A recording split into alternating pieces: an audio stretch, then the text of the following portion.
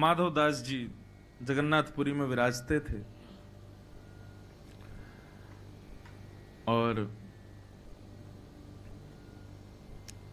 ऐसा वर्णन आता है माधवदास जी के चरित्र में कि जब श्री माधवदास जी जगन्नाथ जी के मंदिर में जाते थे ना, तो जैसे हम जगन्नाथ जी को देख करके मचल जाते हैं, जगन्नाथ जी को देख के उछलने लगते हैं, जय जय श्री जगन्नाथ करके उच्चारण करते हैं, एक झलक पाने के लिए जगन्नाथ जी के आतुर रहते हैं, ऐसे ही असंख्य भक्तों में जब माधवदास आता था ना, तो ब्रह्म वेदी पर बैठे हुए श्री जगन्नाथ जी ऐसे झूमते थे, मेरा माधव आ गया। इतने प्रसन्न होते थे माधवदास को देख करके। कभी कभी मेरे मन में भाव आता है कि ठाकुर जी पहले खूब बोलते थे, जितने भी ठाकुर हैं मंदिरों में सब बोलते थे, अब मौन क्यों हो गए? क्योंकि अब हम लोग उनको मौका नहीं देते बोलने का। हम अपनी बात पूरी करें तब तो वो बोले। हमारी बातें पूरी नहीं हो रही हैं, हमारी ही शिकायतें पूरी नहीं हो रही हैं, हमारी ही जिज्ञासाएं पूरी नहीं हो रही, हमारी ही प्रार्थनाएं पूरी नहीं हो रही, तो ठाकुर जी कब बोले? ठाकुर जी बड़े शिष्टाचारी हैं, जब हमारी बात पूरी हो जाएगी तब बोलेंगे। वो इंतजार करते हैं कि थोड़ा मौन रहे तो बोलें हम, लेकिन हम बोलने के लिए समय कहां देते हैं ठाकुर जी को? सच बताना, जितनी देर जगन्नाथ जी दिखते हैं लाइन में, उतनी देर में हम लिस्ट पूरी करते हैं अपनी। हे जगन्नाथ जी ये रहे, वो तो मैं बताना ही भूल गया जगन्नाथ जी को कि वो काम भी मेरा बिगड़ा पड़ा है, ये चीज भी मेरी बिगड़ी पड़ी, यार ये तो मैं बताना ही भूल गया। एक बार और अंदर ले चलो मुझको, एक बात और बताया हूं जगन्नाथ जी को। कभी जगन्नाथ जी से भी तो पूछो आप कैसे हो? कभी पूछा आपने? मंदिर में जाके श्री जगन्नाथ जी के सामने खड़े होकर कभी आपने ऐसा विचार किया कि लाल जी आप कैसे हैं? कभी पूछा? किसी दर्शनार्थी ने कभी नहीं पूछा।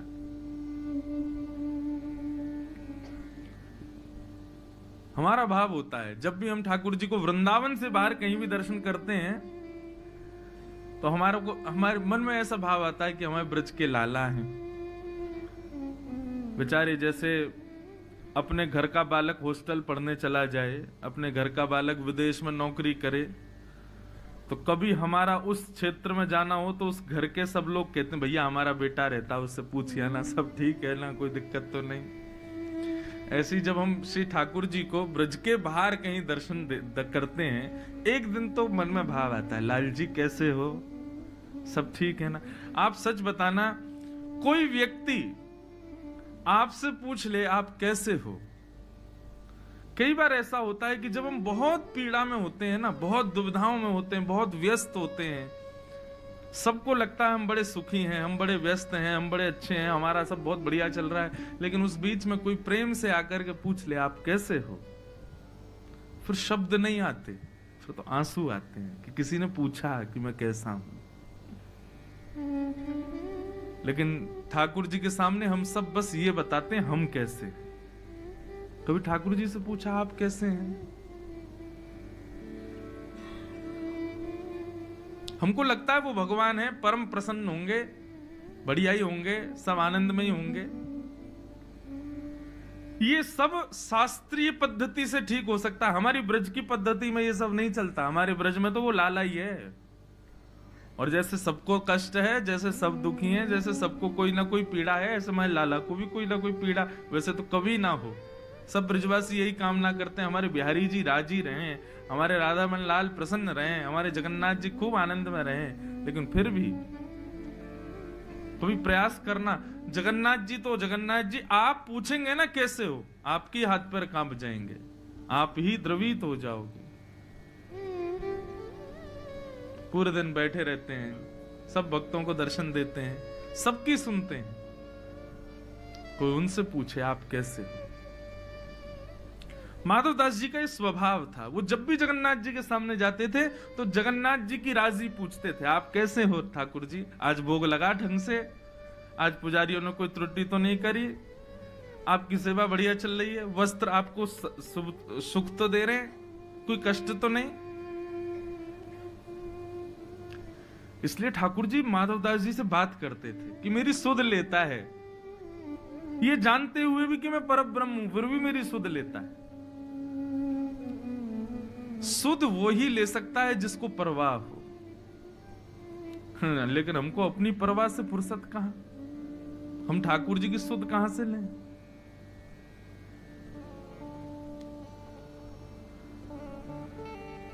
माधवदास जी ठाकुर जी के समीप गए, ठाकुर जी से बोले, राजी हो ठाकुर जी? जगन्नाथ जी बोले, खूब प्रसन्न है। प्रसाद भोग बढ़िया आरोग रहे हैं आप? बोले, बहुत आनंद में। माधवदास जी बोले, ठाकुर जी मेरी एक इच्छा हो रही है। बोले, क्या? बोले कि मैं वृंदावन जा रहा हूं आपकी लीला भूमि का दर्शन करने। जैसे ही सुना माधवदास जी वृंदावन जा रहे हैं, अब ठाकुर जी सोचें कि मैं प्रसन्न हूं कि दुखी हूं। ठाकुर जी मौन हो गए, कुछ नहीं बोले। माधवदास जी बोले, आप कुछ कहेंगे नहीं? हम वृंदावन जा रहे हैं। माधवदास जी बोले, क्या कहूं? स्थान ऐसा है कि मैं तुमको रोक नहीं सकता जाने से, लेकिन मन कह रहा है कि तुम्हारे बिना रहूंगा कैसे, मेरा मन कैसे लगेगा। आज भी श्री जगन्नाथ जी दर्शन दे रहे हैं ना, तो निश्चित ही लाखों भक्तों में कोई एक ऐसा भक्त होगा जिससे वो राजी हैं, उसके लिए सबको दर्शन दे रहे हैं। एक भक्त के चक्कर में लाखों लोग दर्शन करते हैं। जगन्नाथ जी किसी ना किसी भक्त की प्रतीक्षा में ही रोज दर्शन खोलते हैं, रोज श्रृंगार करते हैं, रोज भोग आरोगते हैं। माधवदास, हम तो रोज तुम्हारे लिए यहां सज के तैयार होते हैं। ये भले ही सब लोग दर्शन करते हो, लेकिन मेरे को प्रतीक्षा तुम्हारी रहती है कि तुम आ रहे होंगे और तुम वृंदावन चले जाओगे।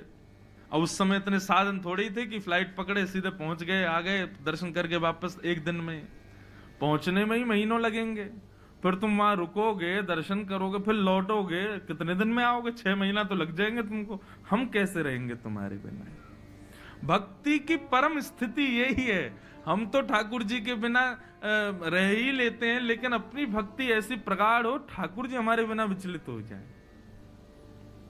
हमारी भक्ति है ही नहीं इस स्तर पर।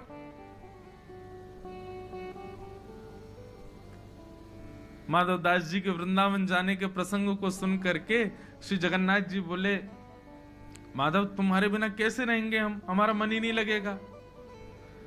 भोग तो लगेगा लेकिन स्वाद नहीं आएगा, श्रृंगार तो होगा लेकिन सुंदर नहीं लगेंगे, आरती तो होगी लेकिन हमको प्रसन्नता नहीं होगी।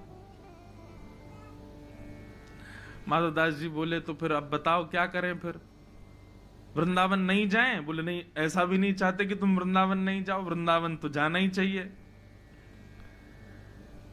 बोले, आप ही बताओ निधान क्या करें?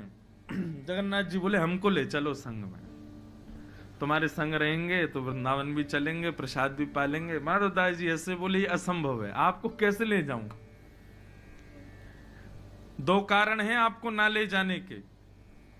ठाकुर जी बोले, क्या? बोले, पहला कारण तो आप इतने भारी हो, हम अकेले तो आपको ऐसे नहीं कि चढ़ाए कंधा पे ले गए।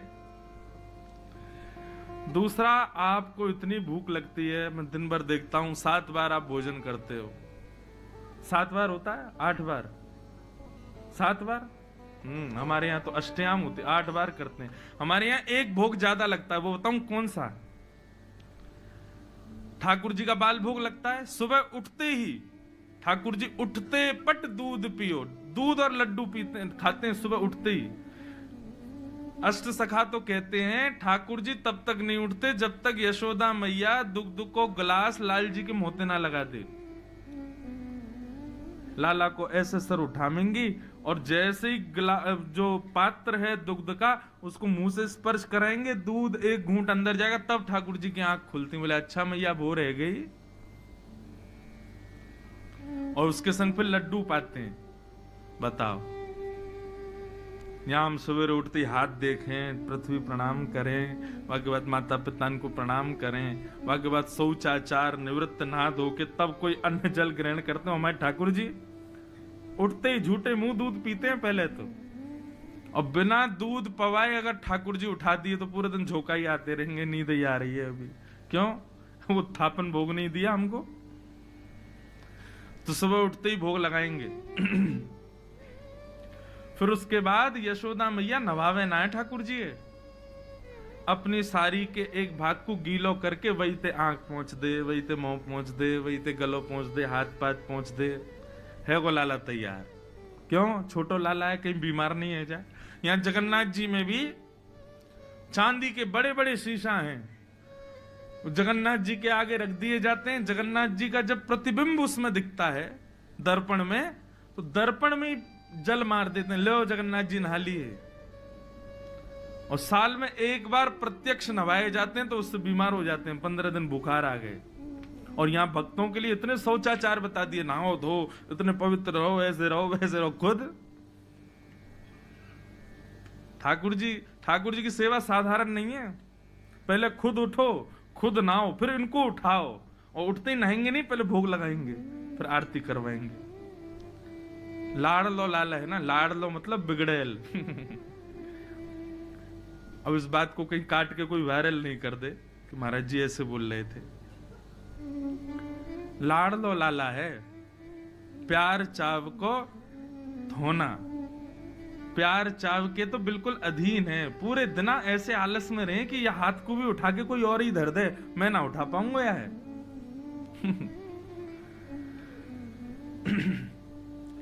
तो एक भोग एक्स्ट्रा हमारे यहां कौन सा लगता है पता है? श्रम भोग। कौन सा भोग? श्रम किसे कहते हैं? मेहनत।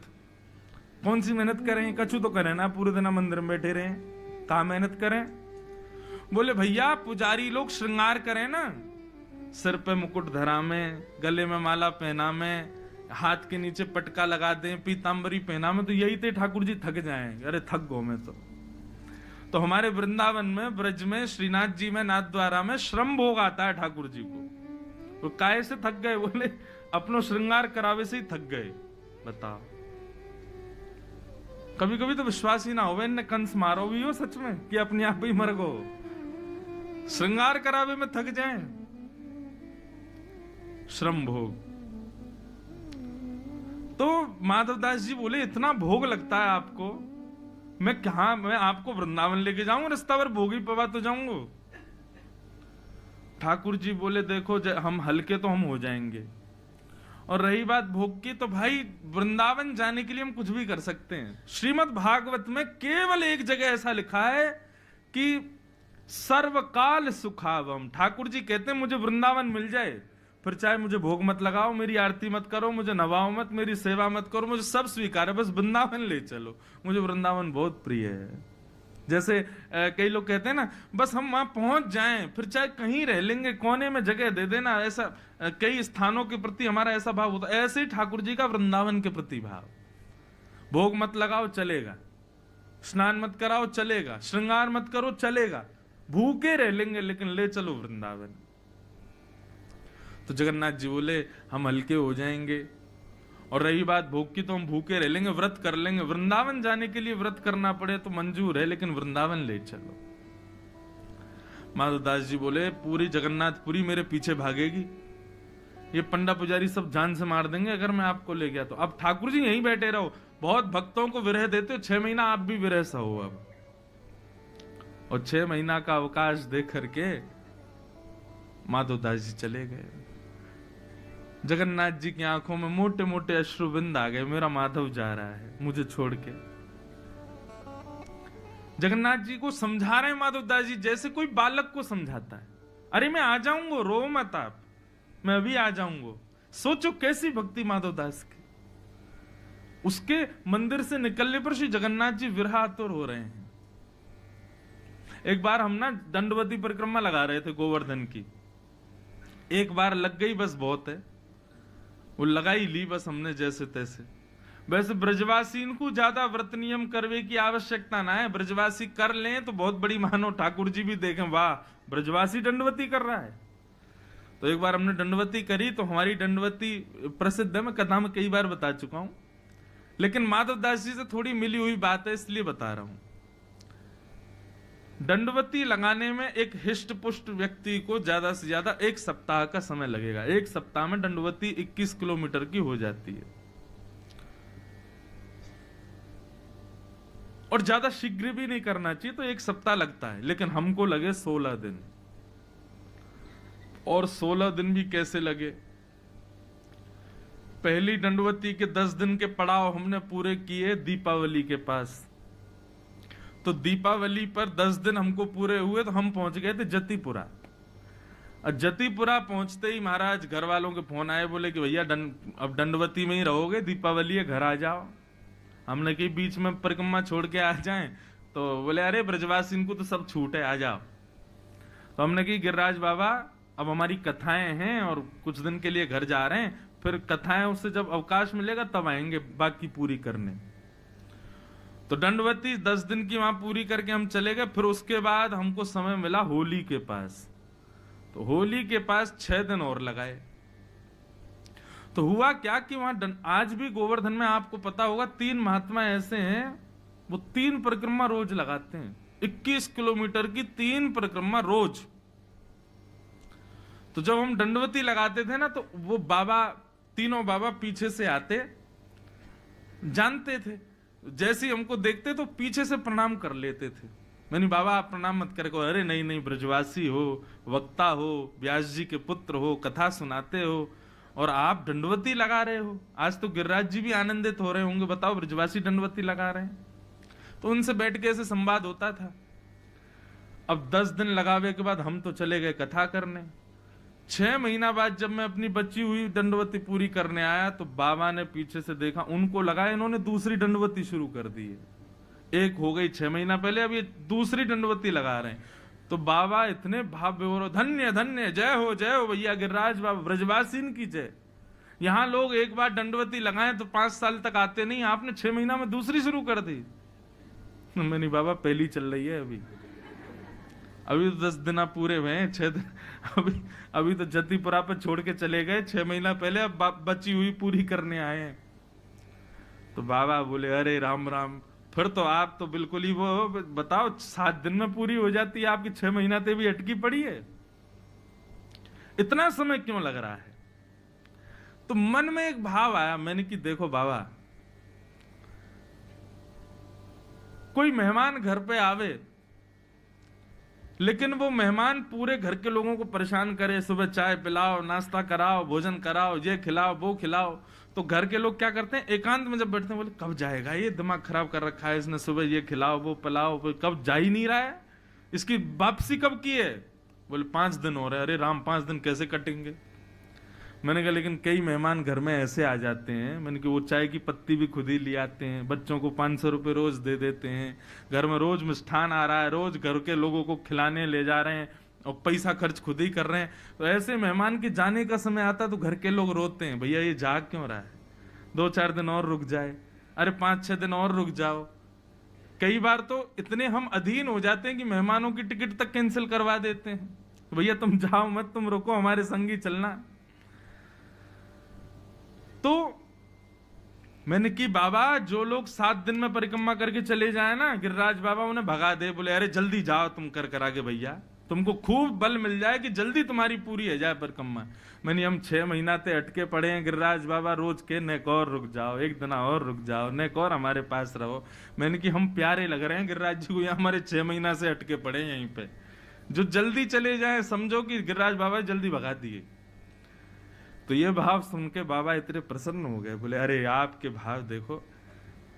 अब कहने को तो वो कितनी दुर्बल बात है कि बताओ 7 दिन में होने वाली परिक्रमा 6 महीना से अटकी पड़ी है, लेकिन हमारा भाव बोलो कि भैया गिरिराज बाबा जानबूझ के ना लगन दे रहो, ताकि हम और दिन कछु उनके पास रहें, ब्रजवासी इनको पाकर के बाबा और प्रसन्न है रहो, गिरिराज बाबा और आनंदित है रहो, या हमारे 6 महीना से अटके पड़े हैं। तो श्री माधव दास जी के प्रति भी जगन्नाथ जी का वही स्नेह, बार बार माधव दास जी से कहें कि मत जाओ, अरे रास्ता बड़ा दुर्गम है, रास्ते में तुमको बड़ी आदि व्याधि हो जाएंगी, ऐसे हो जाएगा, लेकिन चाहते भी हैं कि वृंदावन जाए। अंत तो गत्वा माधव दास जी जगन्नाथपुरी से चले गए। उस दिन जगन्नाथपुरी में घनघोर बारिश हुई, मानो जगन्नाथ जी रो रहे हैं, मेरा माधव जा रहा है। माधव दास जी अकिंचन थे, बिल्कुल ज्यादा भूख प्यास भोजन इसकी उनको ज्यादा जरूरत नहीं, जगन्नाथ जी का दर्शन ही उनका भोजन था, बिना दर्शन के भोजन नहीं सुहाता था। चित्त में श्री जगन्नाथ जी बैठे हैं, वृंदावन की यात्रा पर जा रहे हैं। एक दिन व्यतीत हो गया, चलते चलते दूसरा दिन व्यतीत हो गया। रात्रि में किसी गांव में जाकर के किसी वृक्ष के नीचे सो जाते। वृंदावन की यात्रा चल रही है। तीसरा दिन प्रारंभ हुआ। श्री माधव दास जी एक एक सप्ताह भी जल पी करके रह लेते थे, उनको भूख ज्यादा लगती नहीं थी। लेकिन आज तीसरा दिन ही प्रारंभ हुआ और सुबह उठते ही माधव दास जी ने जैसे ही स्नान किया, स्नान करते ही उनको भूख लगने लगी। इतनी जोर की भूख लगी महाराज की अब तो वो व्याकुल हो गए। माधव दास जी मन में विचार करें कि इतनी व्याकुलता मुझे संपूर्ण जीवन में नहीं हुई, मुझे इतनी व्याकुलता क्यों हो रही है, मुझे इतनी भूख क्यों लग रही है, मुझे इतने अन्न की प्यास क्यों लग रही है। फल ढूंढने लगे, नहीं फल मिले तो व्याकुल हो गए, कहां जाऊं, क्या खाऊं। नीम के पत्ते खा लेते हैं, किसी वृक्ष के पत्ते तोड़ के खा लेते हैं, पेट भरे कैसे भी। इतनी व्याकुलता। तब ये गांव दिखाई दिया। माधव दास जी दौड़ करके गए और किसी का गेट खटखटाने लगे। एक बुजुर्ग मैया बाहर आई, बोले मैया मैं आपके आगे हाथ जोड़ रहा हूं, मुझे आप कैसे भी करके कुछ पवा दीजिए, मुझे बहुत तेज भूख लगी है। अरे बाबा ने डटो, बिराजो। बोले अब रुकने का समय नहीं है, कच्चे चावल बन जाए, रूखी रोटी दो, कुछ भी दो, और कुछ नहीं तो आटा ही दे दो, मैं खा लूंगा, मेरा पेट भर जाए। इतनी व्याकुलता। मैया ने रोटी सब्जी आदि सब पात्र में रख करके माधव दास जी को दी। माधव दास जी तो ना देखें कि कैसे क्या खाना है, बस खाते जा रहे हैं, खाते जा रहे हैं। सामने बुजुर्ग मैया आकर के बैठ गई। बोले बाबा ने आराम थे, ने धीरे थे। अरे भैया गले में अटक जाएगा, ने प्रेम ते पाओ, और अकेले अकेले पाए जा रहे हो, इतनो सारो खाए जाओ, बगल में नेक सो सांवरो सो बालक बैठो, या तो खवाओ। माधव दास जी बोले कौन बालक बैठा है? बोले आपके बगल में देखो कितनो प्यारो सो बालक बैठो है, बेचारो ऐसे टुकुर टुकुर आपकी थाली की ओर देख रहा, उसको क्यों नहीं पवा रहे हो? माधव दास जी के साथ कोई नहीं था। माधव दास जी बोले मैया मैं अकेला बैठा हूं, यहाँ पे कोई नहीं है मेरे साथ। अरे बाबा मुझे तो लगा भूख रोटी चावल देख करके आप ये भी भूल गए कि एक नेक्स्ट से बालक आपके बगल में बैठो। माधव दास जी बोले बैठा कहाँ है, मुझे तो नहीं दिख रहा। बोले बगल में बैठा है। बोले कैसा दिखता है बताओ? बोले बड़े बड़े नेत्र हैं, सांवला सा स्वरूप है, और ऐसे छोटा सा बालक है, घुंघराले केश हैं। जैसे ही रूप कांति का वर्णन किया माधव दास जी समझ गए। बोले जगन्नाथ जी संग ही चल रहे हैं। तभी मैं कहूं मुझे भूख क्यों लग रही है, क्योंकि 3 दिन से तो कुछ पाया नहीं है। अब हम तो सह लेते हैं, कब एक सप्ताह तक भूख, इनसे सहन नहीं हो रही, इसलिए मुझे भूख लग रही है। माधव दास जी को तो दिखे नहीं ठाकुर जी। माधव दास जी प्रसाद पा करके बाहर आए, नेत्र बंद करके जगन्नाथ जी का स्मरण किया। बोले जय जय, मैंने मना करी ना, आप मत चलिए, आपसे भूख सहन नहीं होगी, आप आ गए। बोले कि अब हमारा विग्रह जगन्नाथ जी में बैठा है, लेकिन आत्मा से तो प्राण से तो हम आपके संगी वृंदावन जा रहे हैं। और निश्चित मानो माधव दास, जब कोई जगन्नाथपुरी से वृंदावन जाता है ना, तो मैं एक क्षण के लिए उसके संगी जाता हूं, फिर आ जाता हूं वापस। लेकिन एक बार को कोई वृंदावन जाए तो मुझे इतनी रुचि लगती है कि मैं उसके संगी जाता हूं। माधव दास जी बोले अब क्या करें, आपको तो बार बार भूख लगेगी। अब तो यही हो गया कि माधव दास जी दिन में 8 बार भोजन कर करके पहुंचे वृंदावन। क्यों? ठाकुर जी संग चल रहे। वृंदावन पहुंचे। अब तो माधव दास जी की स्थिति ये कि उनको थोड़ी में देर में ही भूख लगे, आप परेशान हो गए। बोले काय को चले आए आप संग में, नेक देर चलता नहीं हूं, कितने में भूख लगाती, जहां बैठे बैठे भूख लगे आती। ठाकुर जी को चलते होंगे तो और पच जाता होगा भोजन, और भूख लगती होगी।